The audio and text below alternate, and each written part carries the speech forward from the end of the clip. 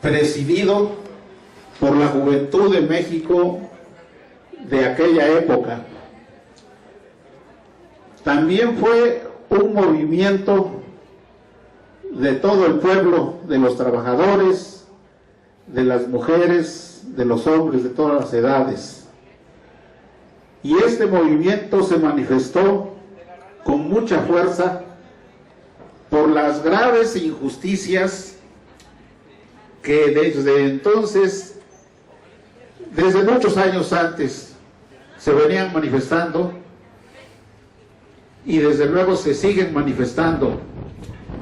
Las demandas que hicieron los estudiantes luchadores de aquel año eran demandas plausibles, evidentes, muy justas, muy sencillas además.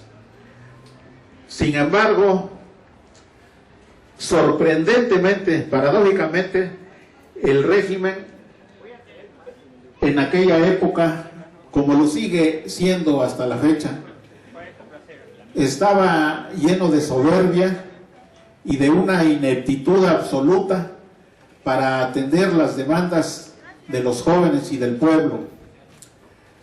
Fueron unas agresiones surgidas al calor de la vida en la Ciudad de México que sufrieron los jóvenes estudiantes por parte de los llamados cuerpos de seguridad de la Ciudad de México,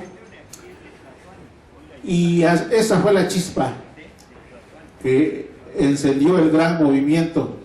Las manifestaciones que se dieron entonces han sido las manifestaciones más grandes, inmensas manifestaciones llenas de inconformidad de los jóvenes.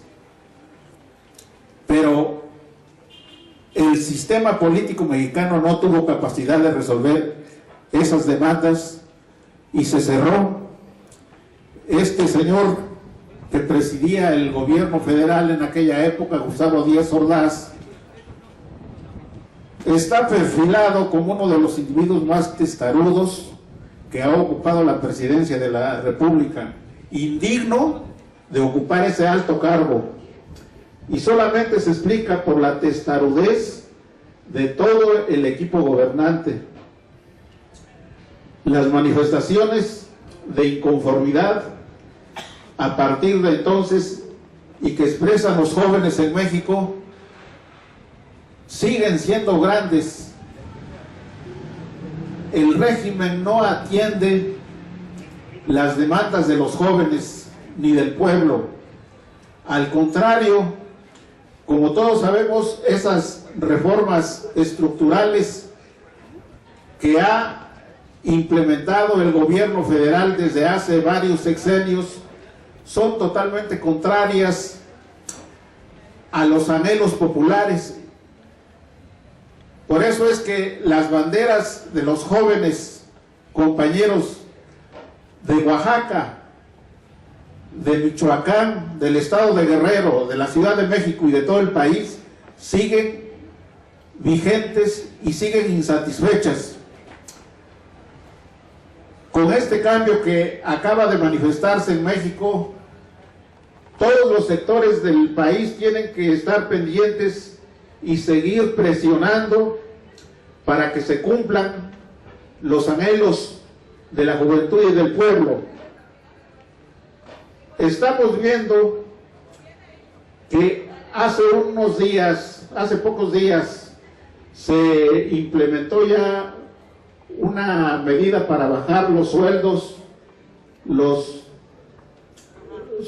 tan exorbitantes que ganan los personeros, las personas que están en los altos cargos de México, y dentro de los cuales habrá que nombrar como un ejemplo, pero no son los únicos.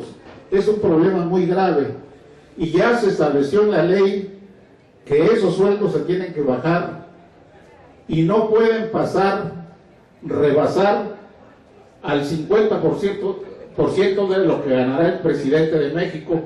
Sin embargo, tiene muchas excepciones esta legislación tiene demasiadas excepciones, de modo que en un momento dado van a ser muchos los elementos que ganan sueldos altísimos que van a tener manera de defender esos sueldos.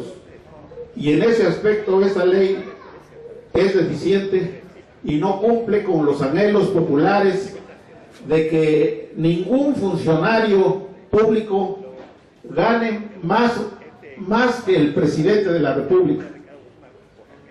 Nosotros consideramos que México también, como un anhelo del pueblo, debe ser un país fuerte en toda la línea, en todos los aspectos, un país fuerte en el concierto internacional. Y se acaba de aprobar ese tratado de libre comercio con los otros dos países grandes de aquí de Norteamérica, y en ese aspecto también tenemos que estar alerta. No se ha dado a conocer plenamente el contenido de este tratado, porque al menos con el anterior tratado de libre comercio salió perdiendo México en una gran medida. Sobre todo, como sabemos, el campo mexicano está abandonado, si cabe la expresión, está destruido. Por eso nosotros tenemos que seguir luchando por la superación de México y no confiar en las soluciones que se den, sino hasta que sean evidentes. De esa manera nosotros seguir luchando. Nosotros honraremos la memoria de la juventud de 1968. Muchas gracias.